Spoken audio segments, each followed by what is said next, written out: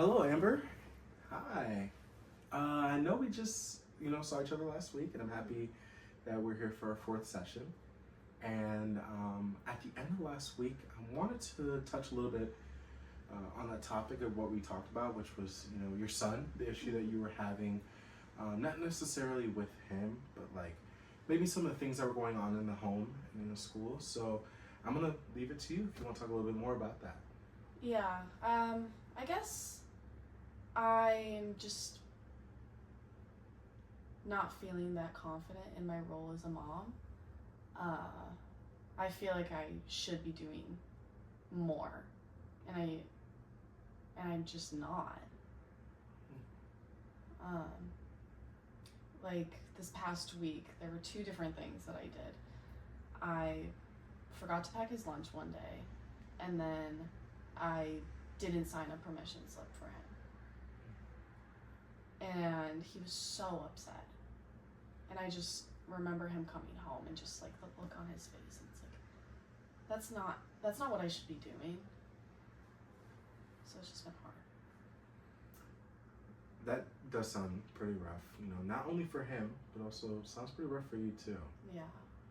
To kind of, how would you say you felt about that situation afterwards? I felt terrible. Like I just feel so guilty about it. And I know I'm not coping in a good way. I've been drinking a lot to kind of just make myself feel better.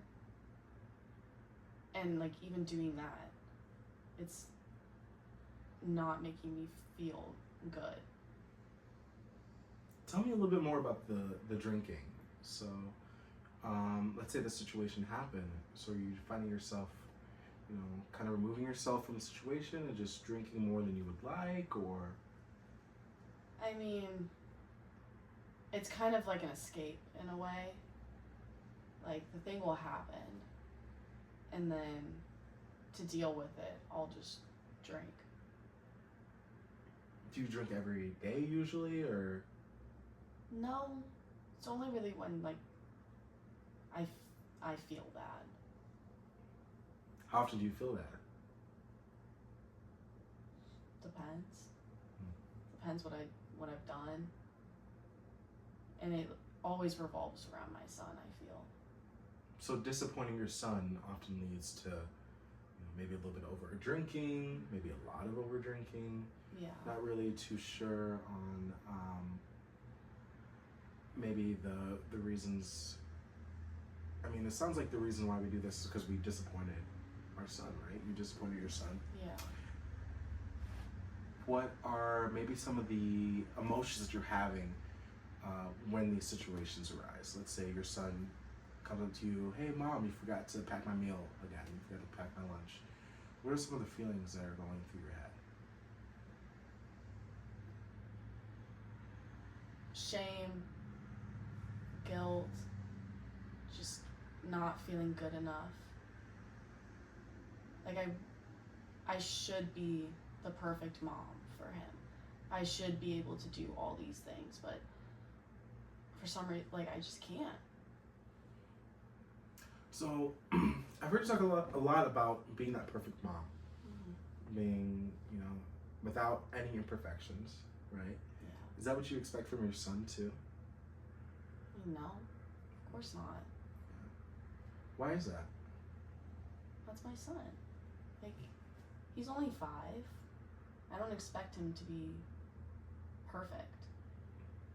I just want him to be happy and healthy. Do you think your son expects you to be the perfect mother?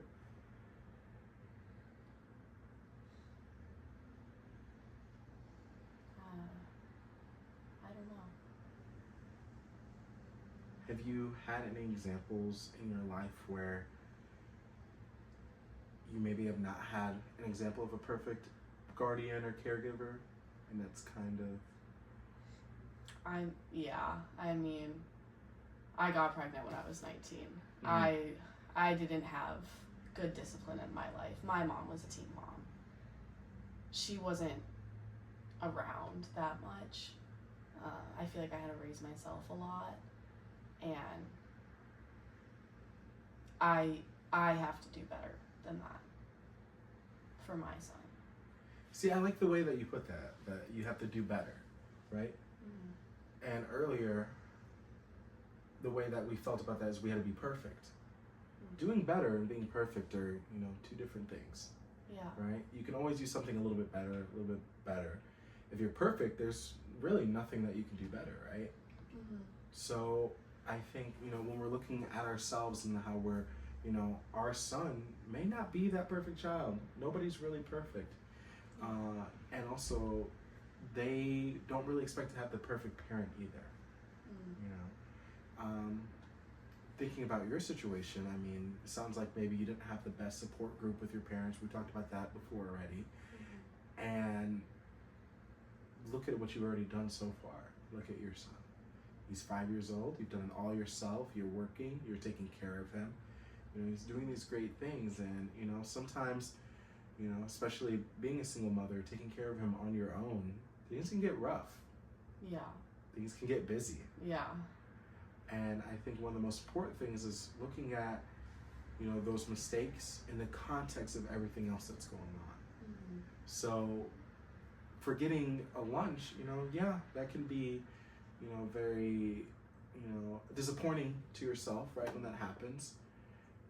And I want to ask the question, the day before, when he needed lunch prepared, did he have lunch prepared? Yeah. And the day after the mistake happened, Mm-hmm. did he have lunch prepared? Yeah. So it sounds like, if you weren't this really great, perfect mother, I mean, once again, perfect is not really the word to use, but it sounds like you're doing a pretty good job. It sounds like you were doing pretty well at getting him his lunches. You made the mistake, and you caught on to it, and the next day you brought the lunches again. You made the lunches again. You didn't let the mistake get in the way of everything, and of course, we're drinking to kind of cope with things. And I think that's something that we can work on here is trying to find some other ways to kind of cope with those things. Yeah. And I think the biggest way to kind of get a hold of those behaviors is by understanding our beliefs about ourselves. How do you feel like you believe about yourself as a person? I mean, I guess I'm just holding on to this thought of, like, I guess, the need to be perfect. Mm. And just kind of coming to terms with maybe, like, I don't have to be all the time. What does perfect look like to you? I guess just always having everything for him, always being there, someone that he can trust and that he can go to for everything. Do you feel that now you are someone that he can trust? Yeah. Well, do you feel like he's someone, or that you're someone that he can go to when he needs something? Of course. I would say, it may not be every single point on your perfect list or what it looks like, but I feel that you're trying to do your best to be there for him. Yeah. And I think that shows that you're being a good caregiver and you're being a good mother. Mm-hmm. What are some beliefs that you want to change for yourself?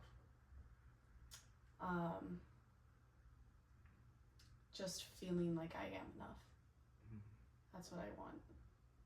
That's a big one. Yeah. And that I'm doing the best that I can with what I have. Well, I think you showing up here to session is showing that, you're willing to work on yourself and be enough for you and your family. Mm-hmm. I think that's really great.